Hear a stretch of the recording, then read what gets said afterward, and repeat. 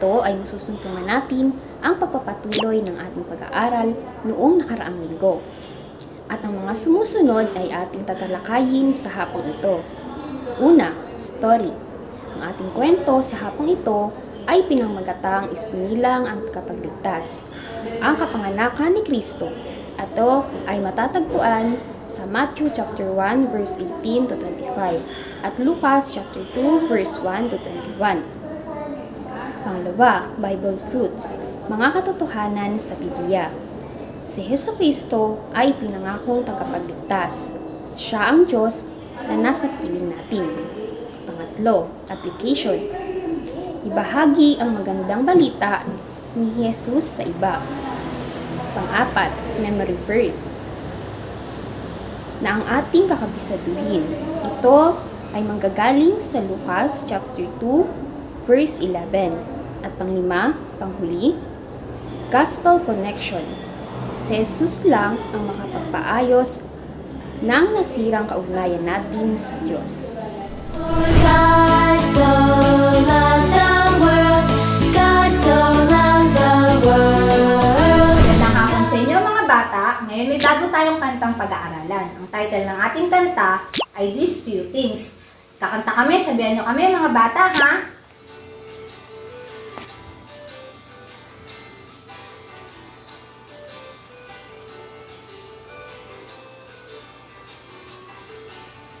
God hears, God loves, God always provides. God sees, God knows, even the things we hide. So let's learn to be giving, let's learn to be loving, let's learn to be grateful for all He has done.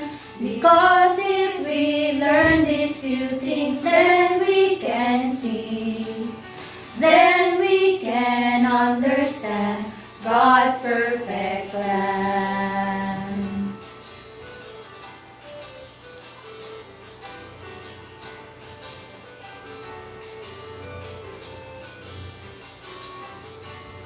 God gives, God loves, God always provides. God sees, God knows, even the things we hide.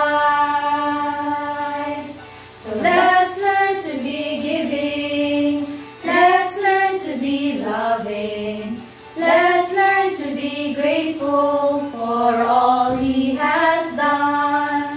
Because if we learn these few things, then we can see, then we can understand God's perfect plan. For God so loved the world, God so loved the world. Ngayon mga bata, bago tayo magsimula sa ating programa, tayo muna ay manalangin. Pikitin niyo ang inyong mga mata at iluko ang ating ulo at tayo ay dumalangin sa Panginoon. Ama namin Diyos, makapangyarihan sa lahat, muli po Panginoon, kami po ay nagpapasalamat sa panibagong araw kung saan Panginoon, ang mga bata ay makapanood po muli ng inyong pong mga salita. Dalangin po namin Panginoon, buksan niyo po kayo ng puso't isipan, masaisip ang mga lesson na kanila pong papanood sa araw na ito. Dalangin po din po namin Panginoon na patuloy kayong muna sa programa ito. At patuloy Panginoon na ang mga lesson na mapapakinggan nila ay magamit po nila sa kanilang buhay hanggang sa kanilang paglaki. Maraming po salamat Panginoon, pinupuri ka namin in Jesus' name, Amen. For God so loved the world, God so loved the world. Mga bata, ang ating kwento sa hapong ito ay hango sa Mateo 1:18 hanggang 25, hanggang Lucas 2:1 hanggang 21. Doon sa Nazaret, natuklasan ni Jose na nagdadalang tao ang kasintahan niyang si Maria. Hindi niya alam na ang batang ito ay nabuo sa kapangyarihan ng banal na espiritu. Ang akala niya, pinagtaksilan siya ni Maria. Matuwid si Jose, pero ayaw niyang isubo sa kahihiyan si Maria. Kaya, nagpasa siyang hiwalayan ang kasintahan sa tahimik na paraan. Nakatulog siya habang pinag-iisipan ito at nanaginip siya. Nagpakita sa kanya sa panaginip ang isang anghel ng Panginoon. Sinabi ng anghel, Jose, anak ni David, huwag kang matakot na pakasalan si Maria. Nagdalang tao siya sa kapangyarihan ng banal na espiritu. Manganganak siya ng isang lalaki at tatawagin mo siyang Jesus. Dahil ililigtas niya ang kanyang bayan mula sa kanilang mga kasalanan. Ang ibig sabihin ng Jesus ay tagapagligtas. Nangyari ang lahat ng ito para matupad ang sinabi ng Diyos sa pamamagitan ni Propeta Isaias. Maglilihi ang isang dalaga at manganganak ng isang lalaki at tatawagin siyang Emmanuel na ang ibig sabihin kasama natin ang Diyos. Kaya pinakasalan ni Jose si Maria. Nang mga panahong iyon, pinag-utos ng emperador ng Roma na si Cesar Augusto na magpatala ang lahat ng nasasakupan ng imperyo. Bawat isa ay kailangang umuwi sa sariling bayan para magpatala. Dahil si Jose at Maria ay kabilang sa lahi ni Haring David. Naglakbay sila patungo sa bayan ng Bethlehem sa Judea, ang bayang sinilangan ni David. Habang naroon sila sa Bethlehem, dumating ang kabuwanan ni Maria. Pero dahil sa dami ng tao, wala nang lugar sa bahay panuluyan para sa kanila. Kaya nang isilang ang batang lalaki, binalot siya ni Maria ng mga lampin at ihiniga sa sabsaban, isang lalagyan ng pagkain para sa mga hayop. Nang gabing ring iyon, may mga pastol sa parang na nagbabantay ng kanilang mga tupa. Nagpakita sa kanila ang isang anghel ng Panginoon at nagliwanag sa palibot nila ang kaluwalhatian ng Diyos. Nanginig sila sa takot, pero sinabi ng anghel, huwag kayong matakot, may magandang balita ako para sa inyo na ikagagalak ng lahat ng tao. Ngayong araw, sa bayan ni David, ipinanganak ang inyong tagapagligtas, si Kristong Panginoon. Narito ang palatandaan. Makikita ninyo ang isang sanggol na nakabalot sa mga lampin at nakahiga sa isang sabsaban. Biglang lumitaw sa tabi ng anghel ang isang malaking hukbo ng kalangitan. Umawit sila ng ganito, luwalhati sa Diyos sa kaitaasan at kapayapaan sa lupa para sa mga kinalulugdan niya. Nang makabalik na ang mga anghel sa langit, sinabi ng mga pastol sa isa't isa, Tara sa Bethlehem, tingnan natin itong ibinalita sa atin ng Panginoon. Kahit nagmadali silang umalis para hanapin ang sanggol, natagpuan nila sina Jose at Maria at ang sanggol na nakahiga sa sabsaban. Nang siya ay makita nila, ikinuwento nila kina Jose at Maria ang sinabi ng anghel tungkol sa bata. Natanim sa isip ni Maria ang mga bagay na ito at kanyang pinagbulay-bulayan. Ikinuwento rin ng mga pastol ang mensahe ng anghel sa ibang tao. Lahat ng nakarinig ng kwento ay namangha. Pagkatapos, bumalik na ang mga pastol sa kanilang mga kawan. Habang nasa daan, umawit sila ng papuri sa Diyos sa lahat ng kanilang nakita at narinig. Pagkalipas ng isang linggo, tinuli ang bata ayon sa kaugalian ng mga Hudyo at pinangalanan siya ni Jose bilang Jesus. For God so loved the world, God so loved the world. Bata, para sa pagsisiyasat ng ating narinig na kwento sa hapong ito, meron tayong mga ibang katanungan. Ano ang sinasabi ng anghel kay Jose? Hindi siya dapat matakot na pakasalan si Maria dahil ang sanggol na dinadala nito ay nabuo sa kapangyarihan ng banal na espiritu.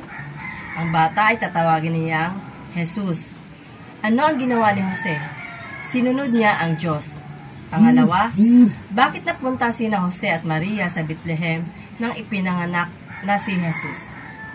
Nagtungo sila roon para magpatala dahil kabilang sila sa lahi ni Haring David.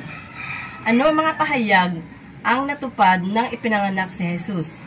Magsusugo ang Diyos na tagapagligtas. Siya ay manggagaling sa lahi ni Haring David. Pinanganak siya ng isang dalaga, isisilang siya sa Bethlehem. Pangatlo, ang magandang balita ang sinasabi ng anghel sa mga pastol. Isinilang na ang kanilang tagapagligtas. Ano ang ginawa ng mga pastol? Pinuntahan nila ang sanggol at sinabi nila sa iba ang kanilang nakita at narinig.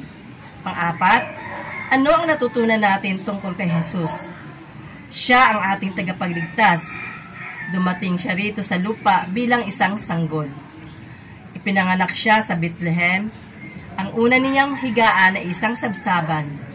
Mga anghel ang nagbabalita ng kapanganakan niya. Siya ang Diyos na kasama natin.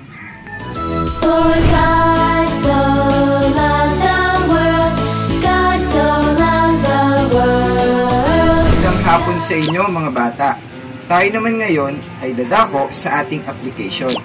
Mga bata, nung gabing ipinanganak si Jesus, umawit ang mga anghel. Luwalhati sa Diyos sa kaitaasan at kapayapaan sa lupa para sa mga kinalulugdagan niya.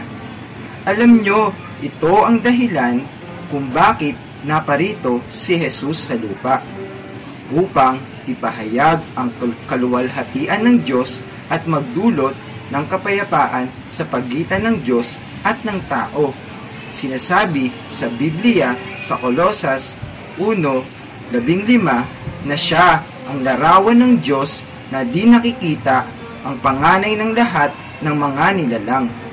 Hindi natin makikita ang Diyos, kaya nagkatawang tao siya at namuhay na kasama natin.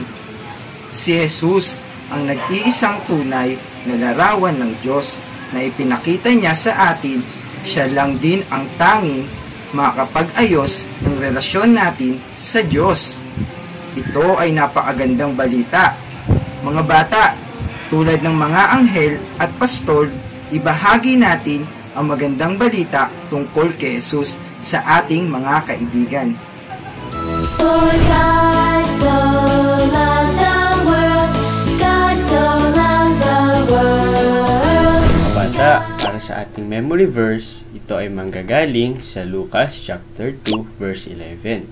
Sinasabi dito, sapagkat ipinanganak sa inyo ngayon sa bayan ni David ang isang tagapagligtas, na siya ang Kristo ang Panginoon. Mga bata, tama ba na si Jesus ay pinanganak sa bayan ni David? Tama, at ito ay sa Bethlehem.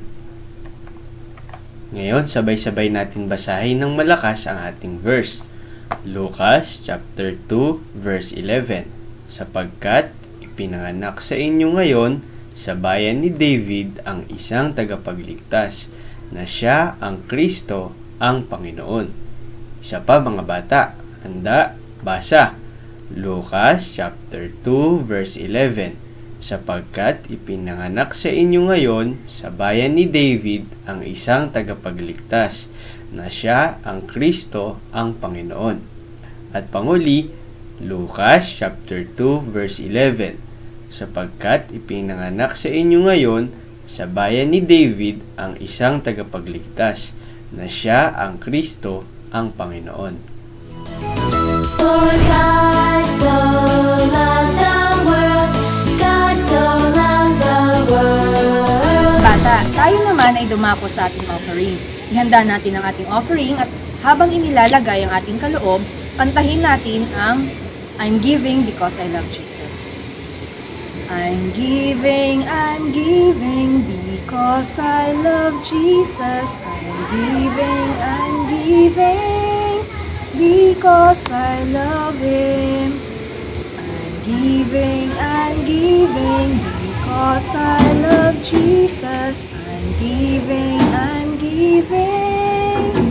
because I love Him. Ngayon naman, tayo ay yumuko at pumikit para sa panalangin.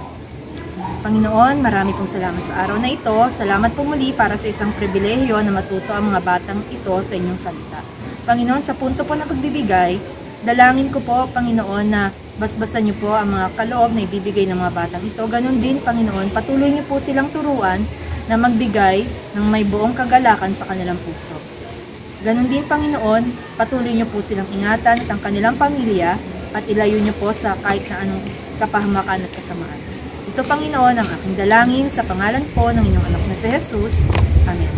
God so loved the world, God so loved the world. Mga bata, pasalamatan natin ang Diyos dahil isinugo niya ang kanyang bugtong na anak sa lupa para iligtas tayo.